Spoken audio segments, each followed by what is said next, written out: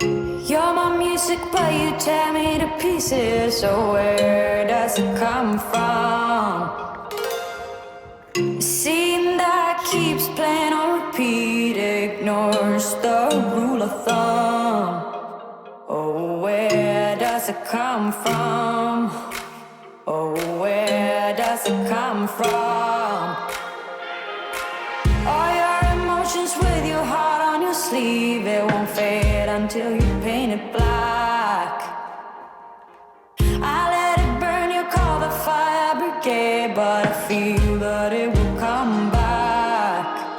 Oh, where does it come from?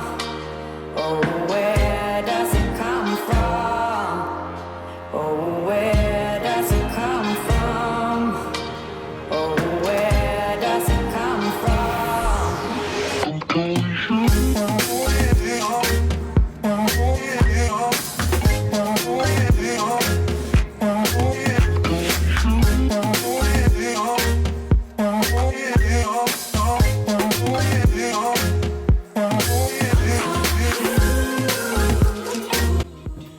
Vi sidder lige og optimerer Travel Junkie, og vi har en ekspert her, der ikke er helt...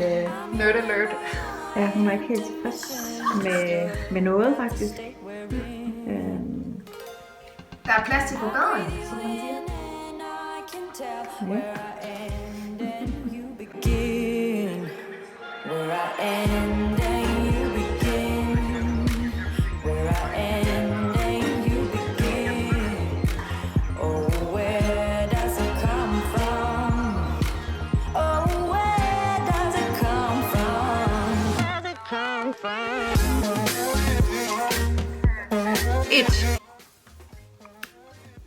Hvad gør du for at ikke få jetlag, når du rejser langt, og dine ture er så komprimeret, at du helst skal have det maksimale ud af hver dag? Du kunne godt selv bruge lidt gode råd.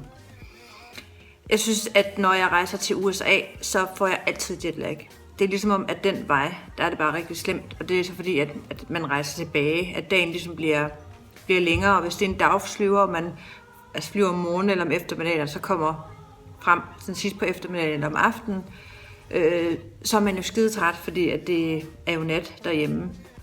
Og så har man resten af dagen, man skal holde sig vågen, og så kommer man ligesom over det der punkt,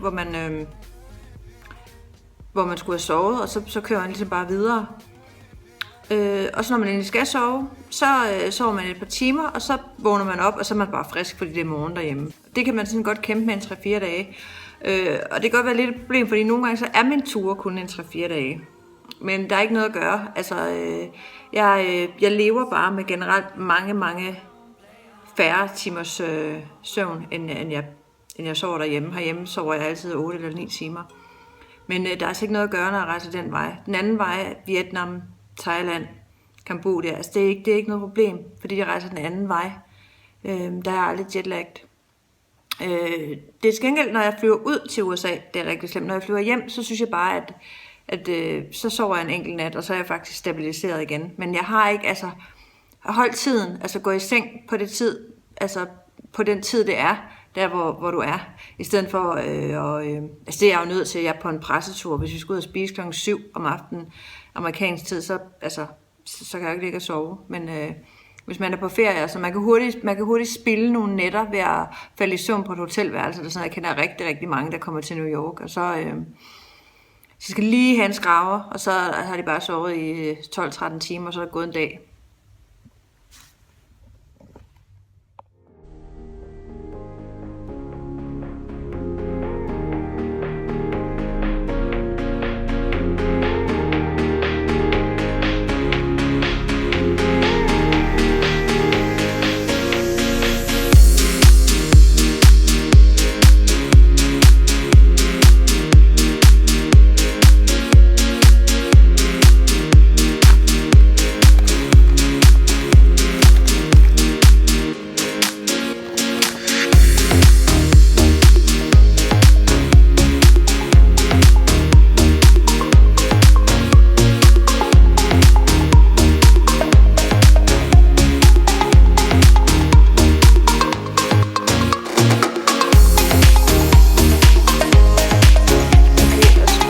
Nummer 2, det lyder, hvorfor filmer du aldrig Vegas?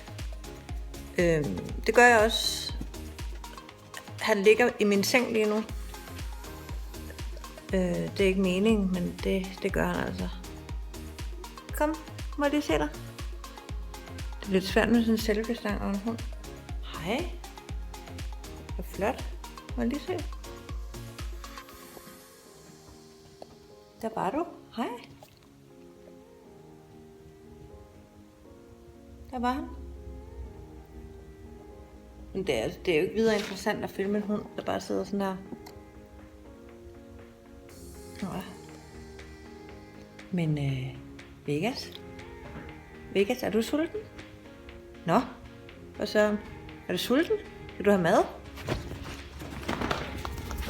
Det tror jeg godt, han vil.